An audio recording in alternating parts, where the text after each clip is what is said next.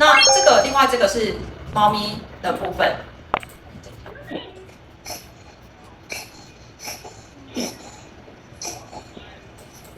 然后再下来就是说，咳嗽还是跟气管的相关性比较大。就是这边有画一个，就是因为小型犬在大概10岁以后，它就是很容易出现气管塌陷的这个状况。那气管塌陷，它只要就是喝水啊，或者说它激动啊，这个塌陷的气管它就会越来越扁，那就会比较容易产生咳嗽的状况。那 X 光片下面这个就会看到，就是说它气管有点扁掉的这个状况。然后